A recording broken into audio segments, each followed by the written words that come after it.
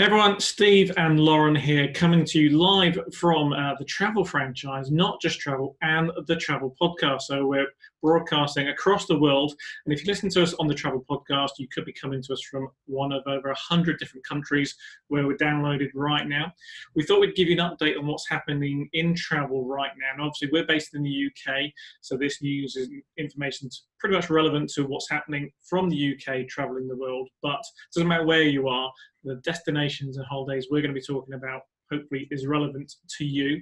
And this is the 27th, 28th when we are recording this, if you are watching it on repeat, so just bear that in mind if you are catching up with us. But do leave us a comment below, tell us where you are listening to us from, that'd be great, just to see where you are, and we'll come back to those comments in a bit. So, joined by Lauren today, and we're going to be talking about what's happening right now in travel. Lots of things happening right now, and you might think maybe there's not a lot of travel happening because of everything going on in the world, but you'd be wrong. Huge amount happening right now. Lots of people traveling all over the world, so we'll start there. Lots of people probably don't realize you can actually travel right now, Lauren. So where are people heading off to right now? Definitely. So there is 100% a lot of travel happening at the moment. The kind of top destinations that we're seeing people booking for kind of last minute getaways and the last of the summer holidays and for September departures is primarily Portugal, with the news from this week that you can travel there, Greece and Turkey.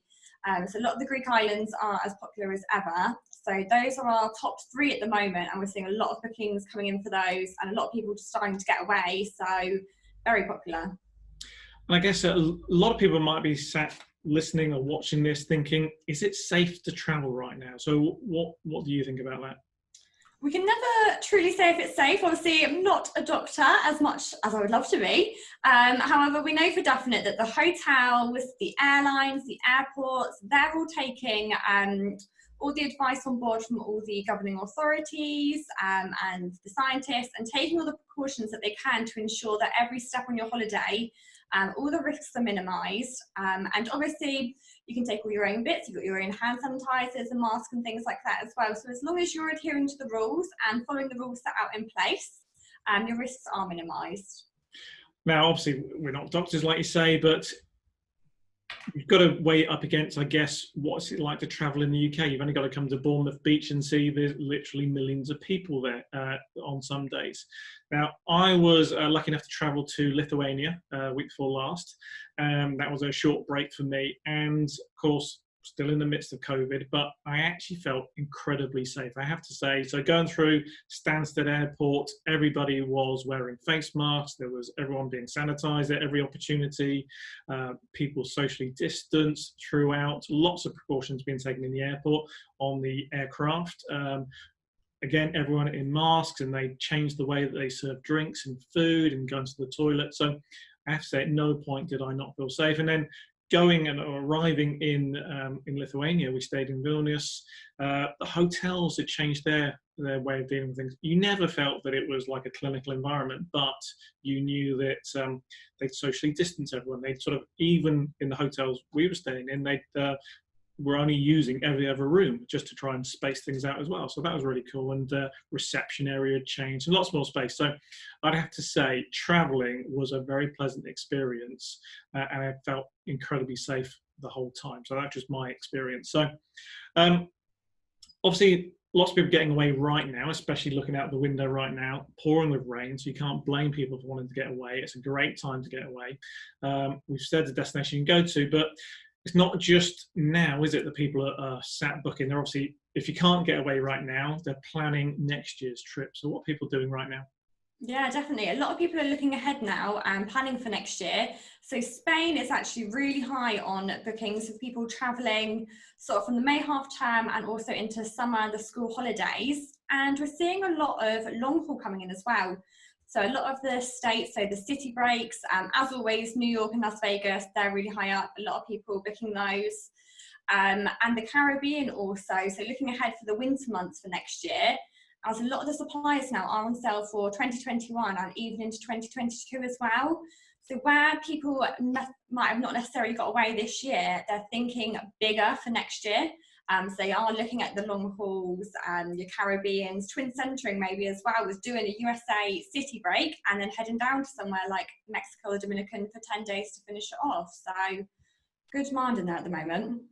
So I've worked in travel for quite a long time. I'm hopefully not as old as I look. No, I was the wrong way around. But worked in travel for a long time, and I have to say that in all the years I've been doing it, I've never seen so many bookings for next year, or for the following year. And that's really great to see. Clearly people are confident, but potential problem looming if you haven't yet booked your holiday. If you leave it till next year, what might happen? If you leave it till next year, you might not be able to get your holiday. So as the bookings are coming in quite fast for next year, obviously the seats are booking up, the hotel rooms are booking up, and the availability is already getting low, which is why I think then people are looking for the year after. So it's not a case of you can leave it next year until then to get it booked, because chances are you're probably not going to get anything. So if you're looking for next year, you need to start looking now. But that's also a perk for you, because then you get to book with a low deposit. And we've also got our monthly direct debits as well, so you can pay it off monthly in easier instalments. So it's kind of a win-win at the moment. So if you're looking to get it sorted, you need to. And it does sound a bit like a sales pitch, but it's not, because genuinely we are seeing so many bookings for next year. And planes are not like buses. There isn't going to be a one along again in a few minutes. It's literally, once the plane is full, it's full. And a lot of the operators have cut back on availability, so we're seeing things sold out. Traditionally, certainly out of the UK, there's always that sort of peak frenzy time at January where people book for the summer. But what's happened is people have rebooked the holidays they didn't go on this year, moved them to next year. So we are seeing lots of happening. But like Lauren said, the deals we're seeing right now are absolutely fantastic, and you've only got to pay a low deposit.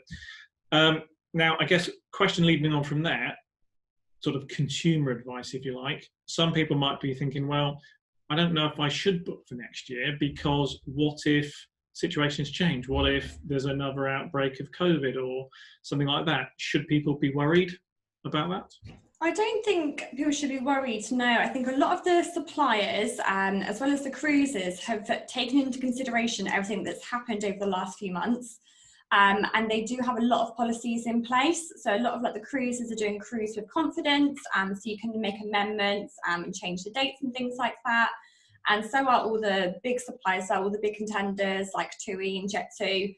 They've also got similar policies in place. So if it were to come to that next year, hopefully it won't, because we could all do with some holidays. But there will be options in place for you. And we're already seeing lots of the operators this year who've been really flexible. They sort of changed their ways of working. So you might have been booked to go to Spain, but you end up going to Portugal or Cyprus or Turkey. Yeah, exactly. So yeah, as well.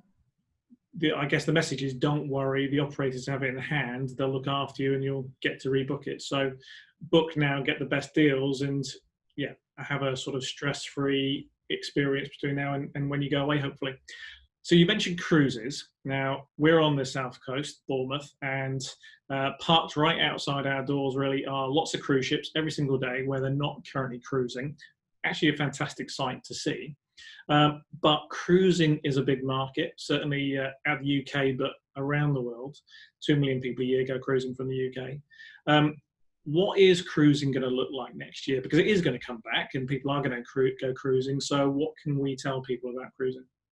Well, I hope it's going to come back, so I've got one for next April. So actually a lot of the cruise liners are now starting to get their regulations in place and what cruising is going to look like. Obviously, it's not going to look the same as what it has done before, but they're putting policies and procedures in place for their customers. So the likes of Princess Cruises, they've just announced all their new procedures. So they're going to have things like touchless temperature checks, secondary screenings on embarkation if needed. They've got HEPA filtration in key areas, and the HEPA filters are the same as those on the aircraft and in the hospitals as well. And social distancing will be managed by their regulating the size and the flow of groups and venues. So a lot of the cruise ships are kind of slowly releasing those and planning what it is going to look like for cruising to kind of make a comeback. And a lot of them as well, they do, as we mentioned, have a peace of mind policy or cruise of confidence. So what it means is that guests are able to cancel or amend their cruise up until a certain point before their departure if they've kind of changed their mind or if they're deciding they don't want to go as well. So again, you have got that bit of peace of mind for your next cruise if you're looking for next year. Obviously, we don't have a set date yet of when it's going to return, but hopefully soon. I think we have seen some cruises down in the Med, haven't we, start up already? Yeah, so MSC started in the Med. Their first sailing, I think, was a week or two ago. And you can tell that they are following this. I did see in the news, actually, a family weren't sticking to the rules and they weren't allowed to board again. So it's nice to see that they are 100% sticking to everything that they've got in place. Which is brilliant. I saw that through the airport and through the, on the aircraft as well. So I think they are going to get quite strict on it because they want people to have confidence. And just like you talk about the air filtrations, that's a big thing. They're adding all these extra features to give people confidence so that they do want to cruise. And, I think, well, we know that we are seeing lots of people booking cruising for next year. So it's clearly popular. Yeah, definitely, 100%. So we're also seeing a lot of talk about longer haul destinations right now. Now, you may not be able to travel to them currently, but we're certainly seeing a lot of positive news, aren't we? Yeah, definitely. I think it's come out today. There actually are talks of an air bridge between New York and London, which is quite exciting. So actually when I read into the article, so we have still seen the States rates are quite high at the moment, but New York's rate was actually lower than England, which is why they're looking to form an air bridge with New York. And again, some of the other Caribbean destinations are starting to set out their policies for welcoming back tourists, which is good to see as well. So they've got things in place, whether it's going to be a negative test that you'll need, you'll need to fill in forms before you go as well. So they're beginning to see phased reopening, which is exciting news, to be honest with you, and hopefully have some more destinations that people can start exploring again. Brilliant. So that is really exciting, and the industry really is bouncing back right now. And I've also seen in a lot of the trade sort of press today talk about the Canaries and the Balearic Islands getting ready to reopen and looking forward to a sort of an elongated period now, where normally like Mallorca might shut down October time or certainly go quieter, but they're planning to stay open for longer or well into the winter to give people the opportunity to have a break, which is fantastic. And regionalised sort of lockdown through Spain, or air corridors, I should probably say, so that the Canaries can open up, which is absolutely fantastic. Because I saw Lanzarote, it's got half its hotels open again now. So it would be great to see the Canaries hopefully get an air corridor, because obviously they're a main place for the UK for a bit of winter sun without travelling too far. So it would be great to kind of see that come back for the winter, and I'm sure the demand would be quite high for it as well. Fantastic. So lots of great news right now. We'll be back soon with another update on what's happening in the travel world. In the meantime, do download our podcast. Just search through iTunes for the Travel Podcast. You can find it there, or through our website, and download the latest episode, 2 episodes per week. And you get all the latest travel updates and learn about different destinations. Thanks, Lauren. Thank you. Catch you soon.